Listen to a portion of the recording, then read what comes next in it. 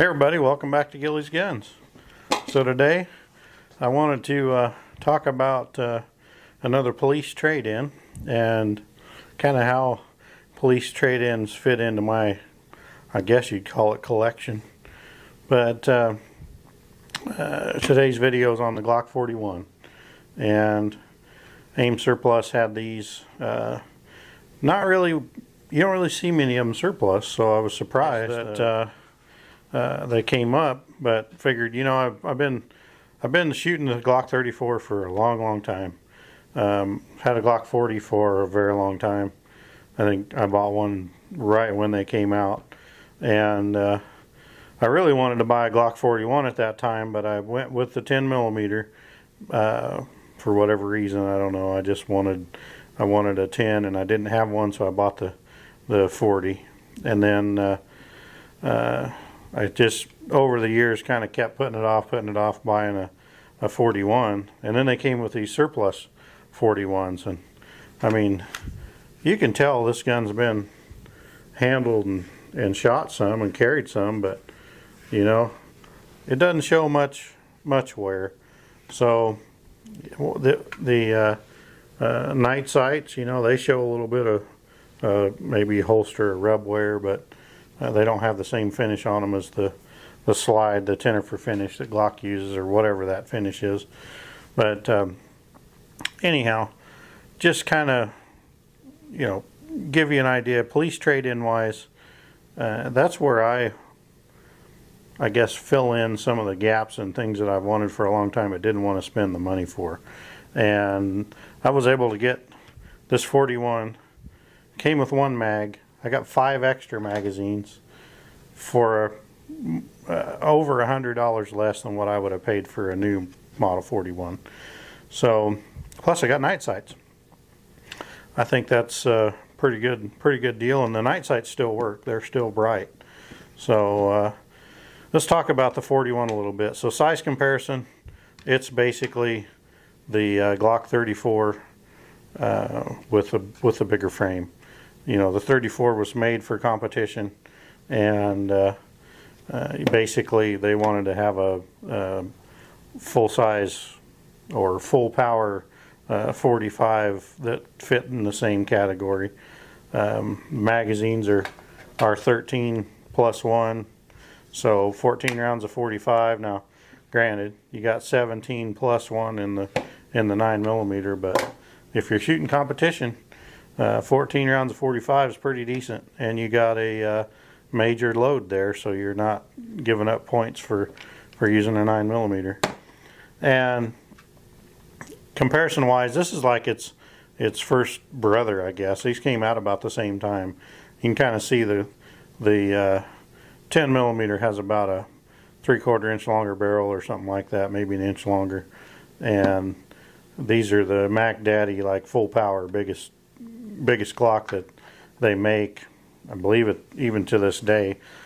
You can get different different calibers, like 460 Roland, and you know, there's a couple other calibers. I think there's a 50 GI or something like that you can fit to the large frame Glock slide, or upper, I should say, on the large frame Glock lower.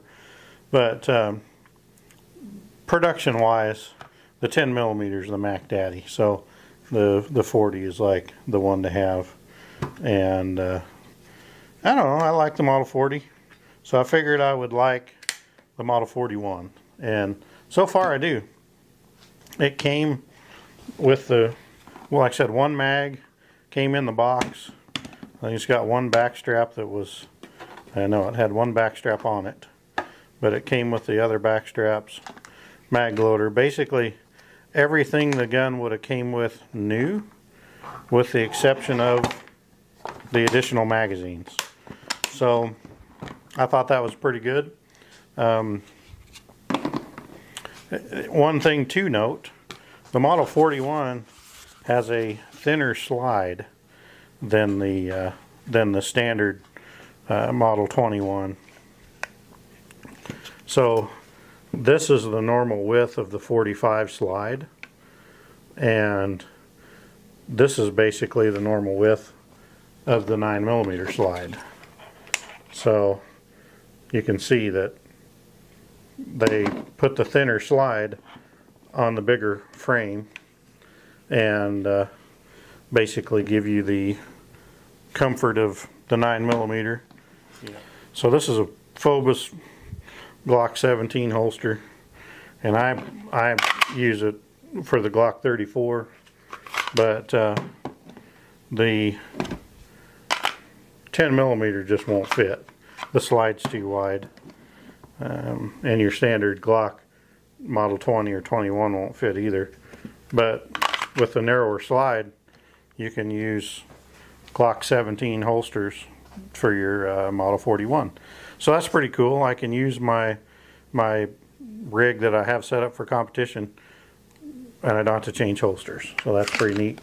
But overall, the Glock 41, not really anything special about it. It is kind of odd with the narrower slide and the large frame, but everything else is typical Glock. One thing I can say is the police trade-in versions of these, the trigger's heavier than it is on a civilian version, I guess you would say, but that's easily correctable, and the trigger's not bad. But anyhow, I thought that was worth mentioning. That's kind of what I use police trade-ins for, just kind of filling in gaps in guns that I really want to have around to shoot. I'm not really a picky collector because I shoot all my guns. So I don't want a brand new one in the box. I'd rather have one that's got a little wear on it that is a good, honest gun. And then I'm not afraid to go out and shoot it and scratch it up if something happens. Why, you know, I drop it out on the range or something, scuff it up. I'm not worried about it. One thing to mention, these magazines, you see some of them have writing on them. Some of them don't. Yeah, one of them had more writing on it.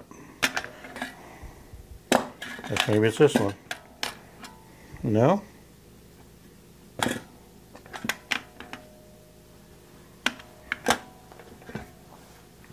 There we go. So, I don't know what that meant, but I always number my magazines.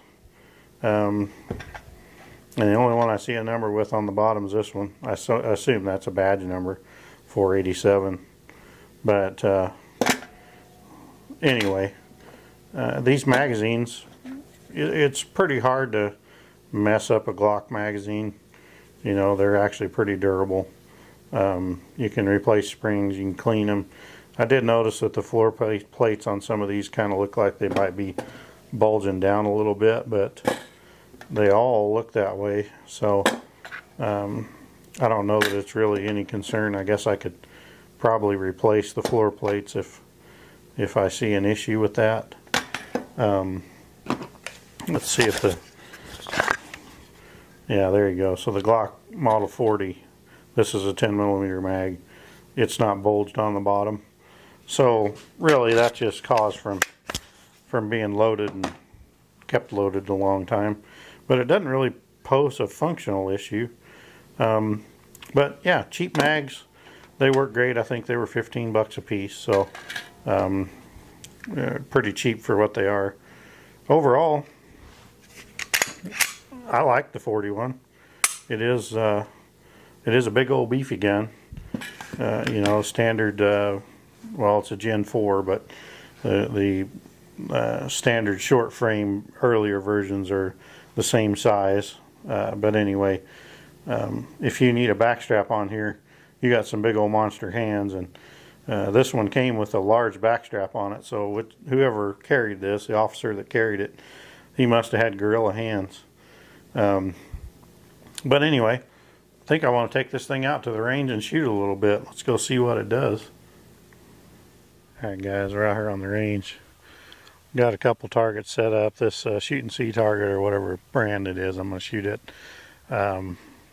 See what kind of group I can do. And yeah, I'll probably shoot a little bit of steel.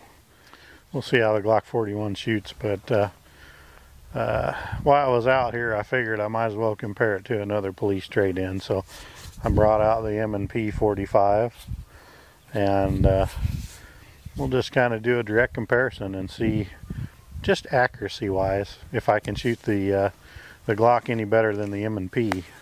And just kind of background on me, that's the only M&P I own. I like the M&Ps, but I've always shot Glocks better, probably just because I shot them more. So, well, we'll do a little shooting here and see if I can compare the M&P 45 with the Glock 41. Starting out with the Glock 41, put a couple on steel. Start with that center plate.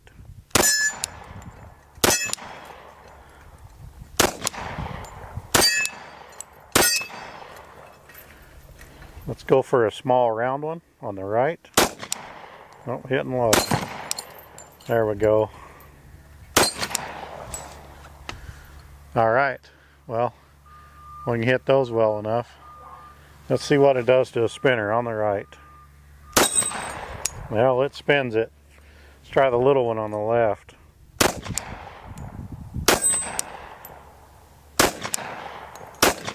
Shooting a little bit to the left. I may have to adjust the sights. Alright. Let's put a couple on that paper. I'm going to aim for the bottom. Well, it's hitting a little bit low and left. I'll aim for the top left dot.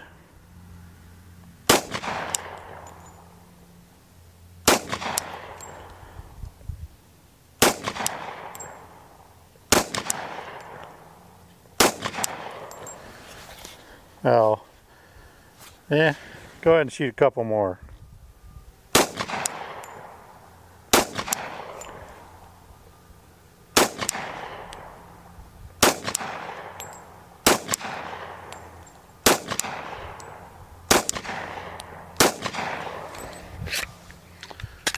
Alright, we'll see how that does.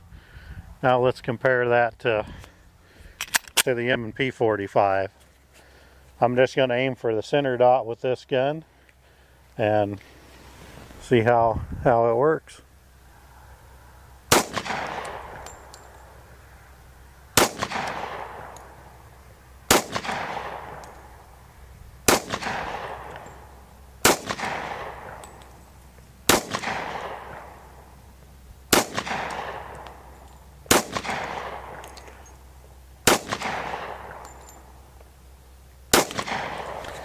Ten rounds.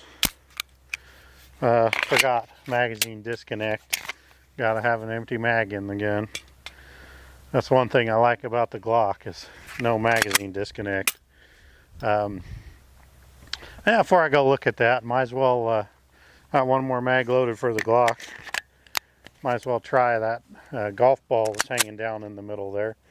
Let's see if I can make a connection.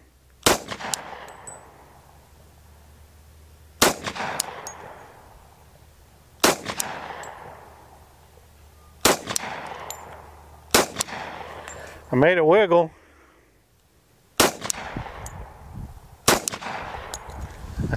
I don't think I'm going to hit it. I'm going to have to adjust the sights on this thing a little bit. Get them tuned in for me. Shoot a little more steel.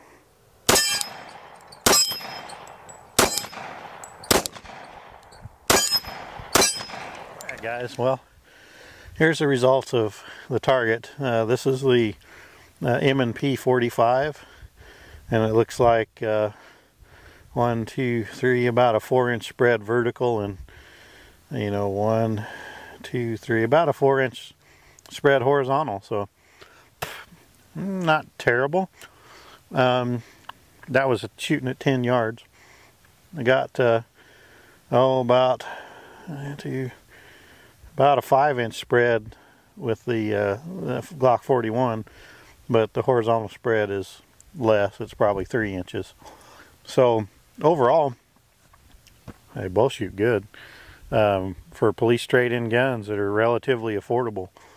10 yards. That ain't the best ammunition either, but neither one of those guns seem to shoot that very well. But there's the results. All right. Well, that's a look at two police trade-in 45s, the M&P 45 and the Glock 41. Honestly, I don't know which one I prefer. I'm shooting the M&P 45 pretty good, and I do like the grip on it. And the trigger's a little bit different, maybe in a better way, but I still like the Glock 41. So I don't know. Thanks for tuning in, guys. Appreciate you guys watching. Please let me know what you prefer, the Glock or the M&P. I'm undecided. See you on the next video.